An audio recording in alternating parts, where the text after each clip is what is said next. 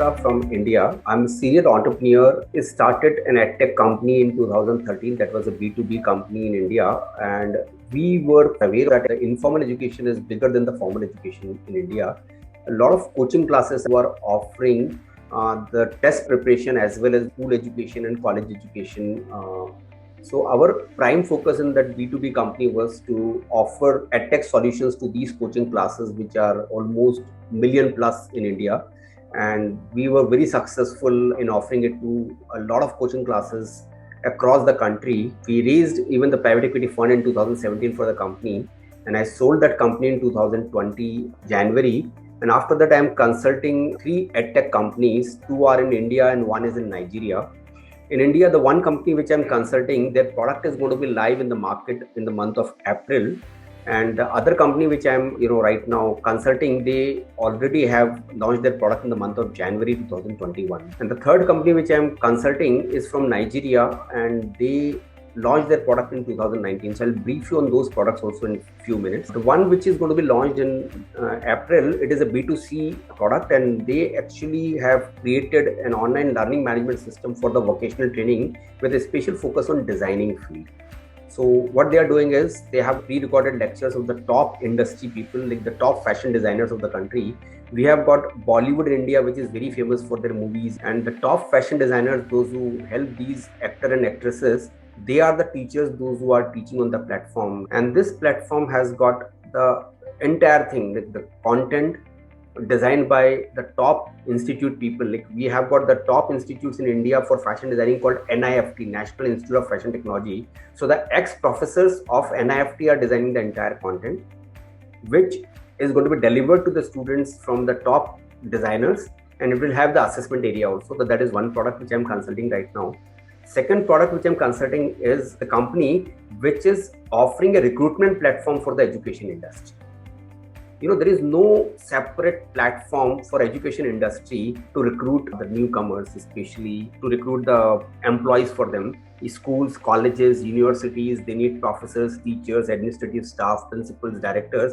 EdTech companies require the technology people as well as the sales people. So this particular platform is catering the need of all the education, companies as well as the schools and colleges. And the third one is it's a marketplace for the vocational training in Nigeria.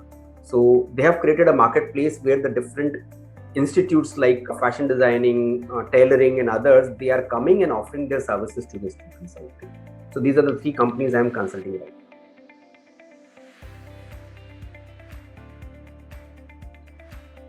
now. The most important factor is to understand the market properly and to figure out what kind of problems that market is having.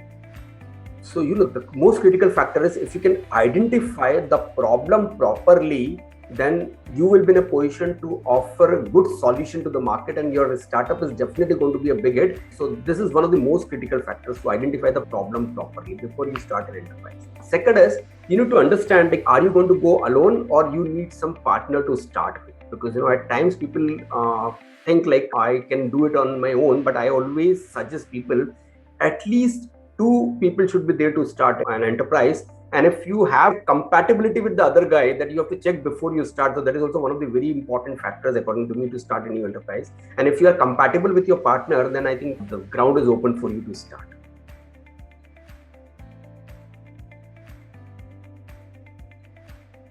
Existing network, the network always going to support you, that's for sure. Because whatever you do in your life, the network helps you a lot. Even if you are there in your personal life, and if you've got good friends, those who are there for the last so many years with you, I think that they are going to give you, a different kind of energy for work and for all the problems that you face in your life. So similarly, if you have got a professional network out there, so that network plays a very important role. One, they will help you in identifying the problem. Whatever the problem you have identified, is it good or is it really required to get a solution now? So they are the ones, those who are going to guide you for that. Second is helping in the funds. And third is when you are building your team, they can always support you with the good manpower and everything, because team is also very, very important apart from the founders.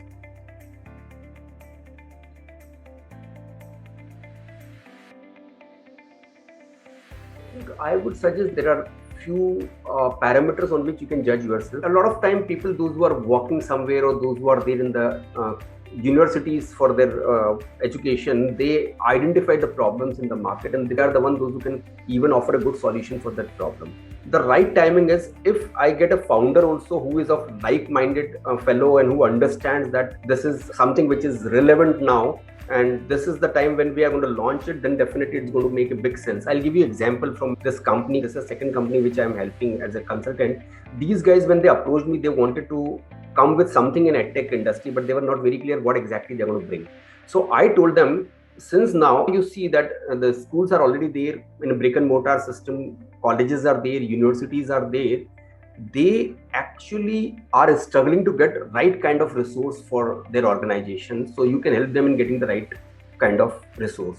But at the same time, what happened was, due to pandemic and due to the technology, due to the 4G and 5G that has come in the country, they realized that the edtech industry is also growing very fast. I think one of the examples I can tell you is Byju from India, which is the biggest edtech company in the world as of now. I think a valuation of $12 billion.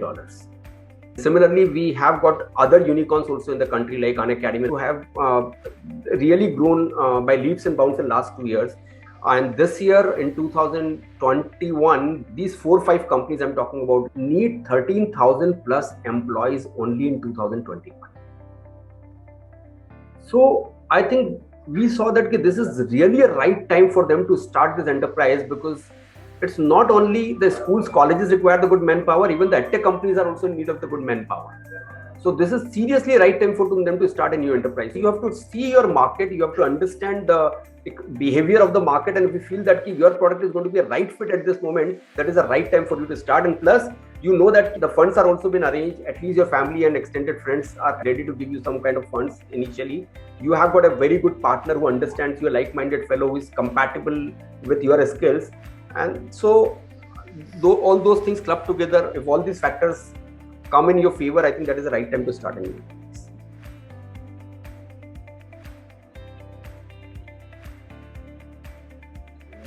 You write your business plan, that time you write your objectives, what exactly the objectives are there, what is the problem statement in the market, what solution you are offering them, and then you create a MVP model, like minimum viable product that you are going to develop that point of time.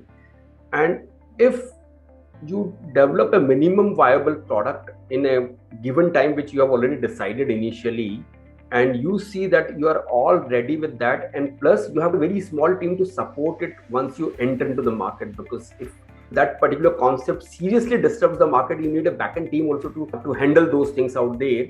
So if those things are there in place with you, and plus, at least I believe personally, at least you should have few family friends, those who are ready to support you financially whenever it is required. And if those things are there and all of them are there with you to support you, that is the right time for you to make your product live in the market.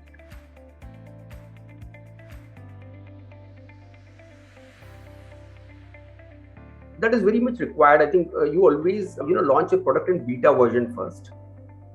So when your MVP is ready, then you can always launch it in a beta version and see the traction in the market. Especially, let's say India is a very big market. So when the product people design, then I always say, don't go to all the areas in one go. Test your product in the nearby zone for another 1 month, because that is going to help you in 2 things. One is, a lot of bugs are going to be there in your MVP, so they are going to be fixed with the testing. That is one. Second is the traction which is going to be there, their reaction, their feedback, everything is going to be very important for you to improve the product if required. Because when you visualize a product MVP, that time you have got certain things in mind, but the practicality of that in the market, how it's going to be accepted in the market, how the market is going to react on that, you are not aware of that. So really analyze every feedback and review that you get out from there, and plus the bugs or any technical glitches, then you fix them out there, and then you go for a bigger launch of that. That is the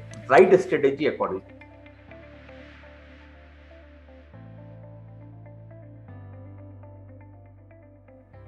I believe for most of the products, there are 2-3 things. One is your digital marketing strategies that need to be proper at that point of time, because the world is digital now. So digital marketing strategies are very, very important. And you need to understand that your digital marketing team has understood your product and the way you want to launch it and the way you want to convey the message to the people. Your technical team backend support, is the database is properly designed and everything, all those things organized in proper way or not, your cloud is functioning proper where you have put the entire data and everything, and if it's going to be scalable tomorrow, are you all ready for those things? So these are the few things which they need to organize properly when they're launching a product.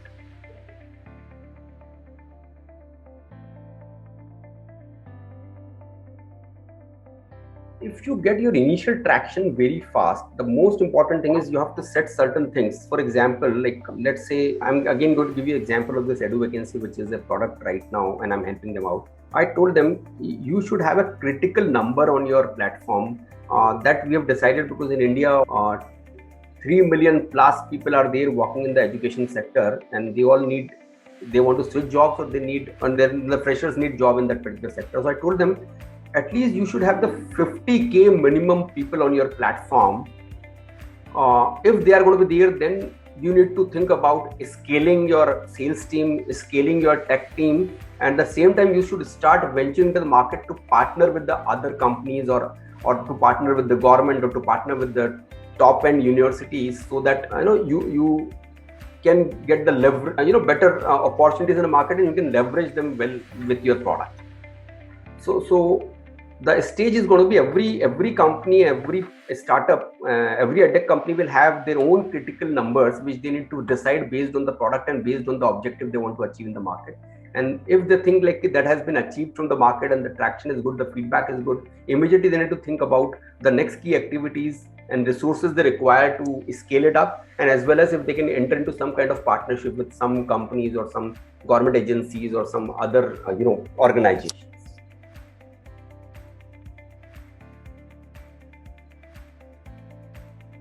All depends on what kind of edtech company you are planning.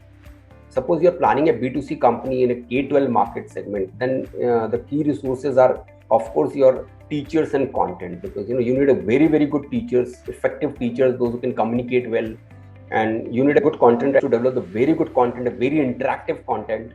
So the key resources you need depends on the kind of edtech company that you are launching in the market. If it is a platform, only a platform which is going to be utilized by the people, for example, Brainly, it should give the ease of functioning for the people, those who are going to be on the platform. So it varies from the company to company, depending on what kind of product they are there in the market with.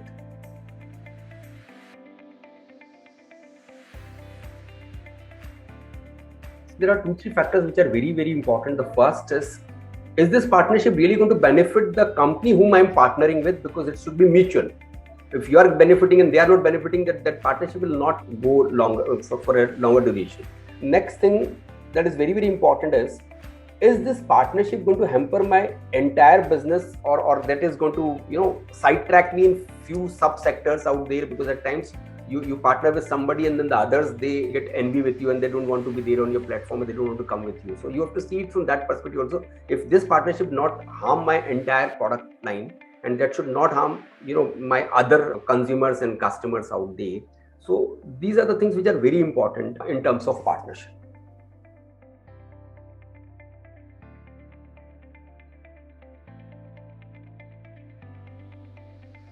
When I started my company, what was there in my mind was, I realized one thing. In India, there were 1 million plus coaching classes getting the students, and most of them were unorganized. I realized these guys are so busy with teaching that they don't know how to get the back-end thing like content, online exam platform, because most of the exams are online even in India. Even the competitive exams in India, most of them are online.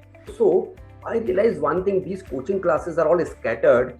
If I can give them some kind of opportunity where I can give them the standardized solution that they can offer to their students, like especially the exam platform, their CMS, the content management system, their mobile application to interact with the students, and a customized one for a coaching class, they will definitely get benefit out of it, and they will scale up their coaching class.